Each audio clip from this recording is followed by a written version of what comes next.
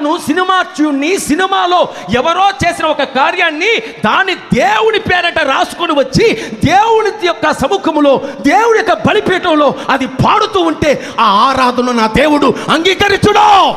ఇది పరిశుద్ధ స్థలం, ఇది దేవుడు నివసించే పరిశుద్ధ స్థలం.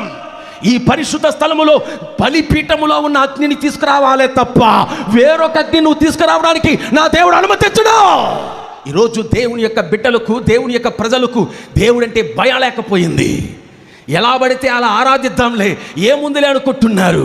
ఒక పక్క పాస్టర్ గారు ఆరాధిస్తూ ఉంటే ఒక పక్క మనాలంతా అలా కళ్ళు తెరిచి అలా ఇష్టం వచ్చినట్టు చూసుకుంటూ, నవ్వుకుంటూ, గిల్లుకుంటూ ఏదేదో చేసుకుంటూ ఉన్నారు. అయ్యా, ఇలాంటి ప్రక్రియలు మన సంఘాల్లో జరుగుతున్నట్లయితే నేను యేసయ్య నామములో వేదనతో మాట్లాడుతున్నాను.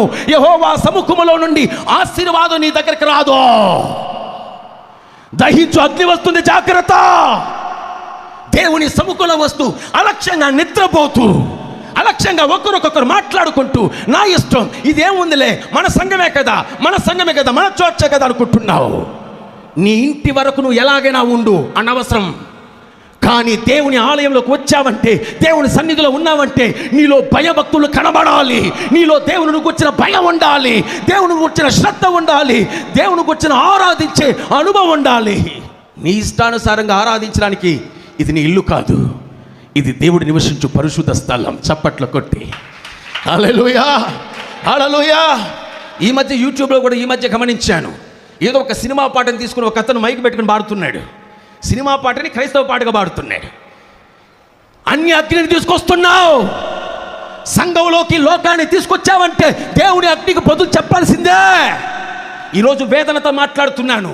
క్రైస్తవంలో ఈరోజు వేదనకరమైన కార్యాలు, ఎక్కడ చూసిన వేదనకరమైన దేవుని హృదయాన్ని బాధించే కార్యాలు జరుగుతూ ఉన్నాయి. మీటింగ్స్, పెద్ద పెద్ద గొప్ప మీటింగ్స్ పెడుతూ ఉన్నారు, పెద్ద పెద్ద ఆరాధనలు చేస్తూ ఉన్నారు. కానీ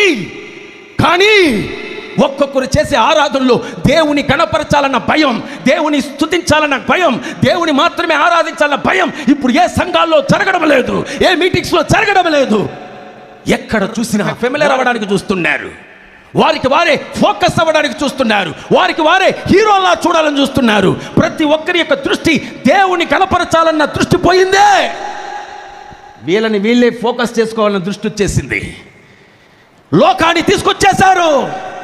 సినిమాలో ఎలాంటి ప్రోగ్రామ్స్ చేస్తున్నారో అలాంటి ప్రోగ్రామ్స్ ఈరోజు క్రైస్తవులు జరుగుతున్నాయి. ఈరోజు దేవుని యొక్క నామంలో, యేసయ్య నామంలో మీతో ప్రభు మాట్లాడుతున్నాడు, జాగ్రత్త. వేరొక అగ్నిని తీసుకొచ్చావా, నా దేవుడు దహించు అగ్నిగా ఉన్నాడు. సబ్స్క్రైబ్ చేయడం ద్వారా మాకు తెలియజేసి పక్కనే ఉన్న బెల్ని క్లిక్ చేయండి. లైక్ చేసి అనేకులకు షేర్ చేయండి.